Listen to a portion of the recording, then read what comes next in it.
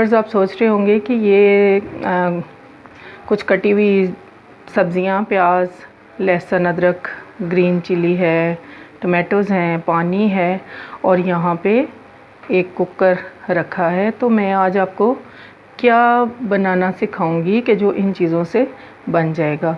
आज मैं आपको बहुत बड़ा कुछ सिखाने वाली नहीं हूँ, बल्कि जस्ट मसाला, यानी जिस मसाले से शोरबा तैयार हो जाएगा वो बनाना सिखाऊंगी। शोरबा बनाने के लिए जो बेस होती है वो ख़वातीन के लिए बनाना अक्सर मुश्किल होता है, काफ़ी मेहनत लगती है। तो मैं चाह रही हूँ कि आप लोगों को ऐसी चीज़ बता दूँ कि जिससे मसाला बेस बन जाए और उससे शोरबा बनाना बहुत आसान हो जाए। किसी भी चीज़ का, गोश्त का शोरबा हो गया, आलू अंडे बनाने हैं उसका शोरबा हो गया, या किसी भी और वेजिटेबल के साथ जो आप शोरबा पसंद करें, शोरबे के अंदर उसे खाना पसंद करें, तो मैं वो बना रही हूँ। और ये छोटा सा एक मेरी काविश है, अगर आपको पसंद आ जाए तो लाइक भी करें मेरी वीडियो को और चैनल को सब्सक्राइब करें, और शेयर करना चाहें अपने दोस्तों में तो वो भी ज़रूर करें। आइए शुरू करते हैं और मैं आपको बताती हूँ कि ये किस तरह हमने सारा गेम स्टार्ट करना है, सीन ऑन किस तरह करना है। ये जो मसाला है ये मैं तकरीबन 1 kg किसी भी गोश्त वग़ैरह या सब्ज़ी के लिए बता रही हूँ। जैसे आलू चिकन होता है, आलू मटन होता है, उसका शोरबा बहुत ही अच्छा लगता है, या मटन में कोई वेजिटेबल डाल के अगर आप शोरबा बनाना चाहें तो उसके लिए, लेडीज़ के लिए ख़ास तौर पे बहुत आसानी हो जाएगी, बहुत जल्द हेल्प हो जाती है उसमें। इसके लिए मैं शामिल करूँगी 1 2 3 4 दरमियाने दर्जे के टमाटो, और ये है 2 ग्रीन चिलियाँ, कुछ लोग ज़्यादा पसंद करते हैं वो ऐड कर सकते हैं। ये तकरीबन 15 से 20 जवे लहसुन के, और ये अदरक है तकरीबन 2 इंच का टुकड़ा है, और ये 2 कप के करीब जो है वो अनियन है। 2 कप के करीब अनियन कटे हुए हैं स्लाइसिस में।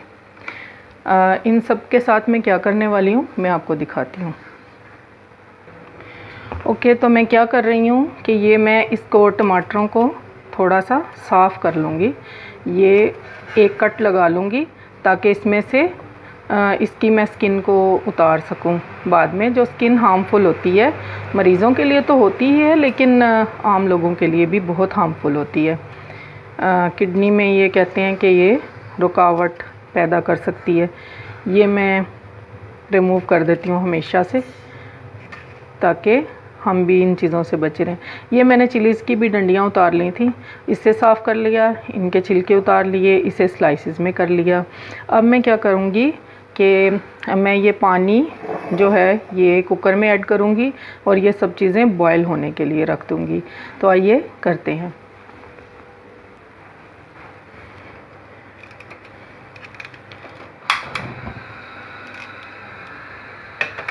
ये मैंने इसके अंदर पानी ऐड कर देती हूँ। तकरीबन मैं करूँगी इसमें इतना पानी ऐड कि जिससे ये हमारी सारी वेजिटेबल डूब जाएं, डिप हो जाएं अच्छी तरह। ये टमाटोज़ ऐड करूँगी, ग्रीन चिलीज़ भी, ये अदरक का टुकड़ा भी। ये बाद में देखें क्या करती हूँ इनका मैं, कि अच्छा सा मसाला बन जाएगा और उससे शोरबा तैयार हो जाएगा। ये अब ये मैं इसमें अनियन भी ऐड कर रही हूँ, और यकीन माने बहुत अच्छा इसके साथ शोरबा तैयार होता है। ये सब कुछ अब इसके अंदर मैंने डिप कर दिया है और इसको मैं अब तकरीबन 10 मिनट्स के लिए कुक करूँगी। बॉयल आने के बाद इसको मैं ढाँप दूँगी और 10 मिनट्स के लिए कुक करूँगी। मैंने पानी में अच्छी तरह मिक्स कर लिया है, सिंपल पानी, ना नमक ना इसमें तेल, कोई चीज़ ऐसी नहीं ऐड होगी।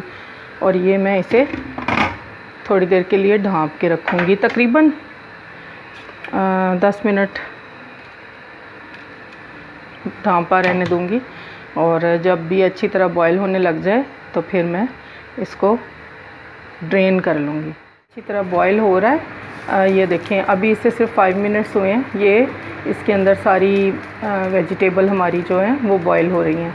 और ये साथ क्या हो रहा है कि ये मेरे बेटे बालाज की फरमाइश पे नूडल तैयार होने का सीन ऑन हुआ है। और ये मुझे अभी अभी नूडल बना के दें मामा, जल्दी करें। तो मैं ये वो बना रही हूँ। साथ ही आपको भी बता दूँगी और जल्दी से अपने बेटे के लिए भी चीज़ बना लूँगी, खुश हो जाएगा। ये हमारी सब्ज़ियाँ ब्लांच हो गई हैं, यानी कि बॉयल हो गई हैं 10 मिनट के लिए। अब मैं इनके ऊपर से ये इसकी स्किन जो है वो रिमूव कर रही हूँ। और यह बहुत इजी हो गई है रिमूव करना। ये बहुत ही आराम से उतर जाएगी। जो चीज़ हार्मफुल है हम उसे क्यों यूज़ करें।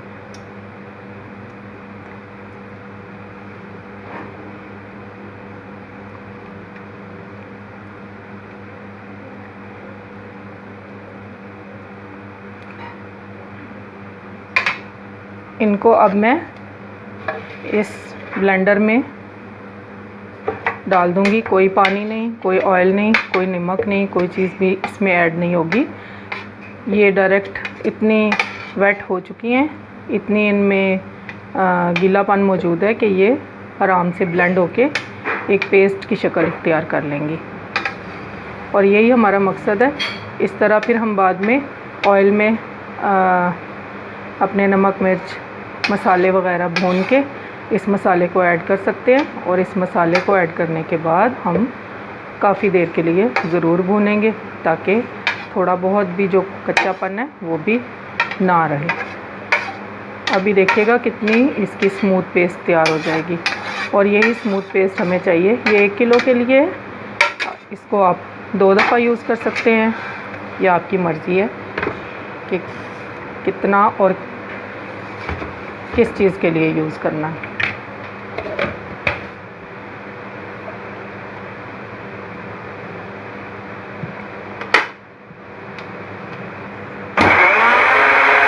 ये देखिए इंतहाई इजीली ये ब्लेंड होने लग गए।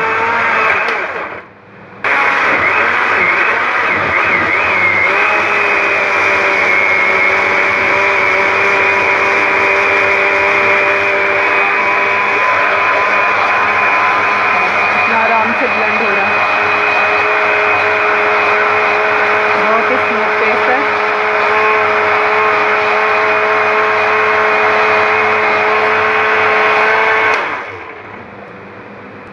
थोड़ा सा और चला लेते हैं ताकि थोड़ा सा भी दाना बाकी ना रहे और हमारा स्मूथ और क्रीमी सा पेस्ट एक तैयार हो जाए।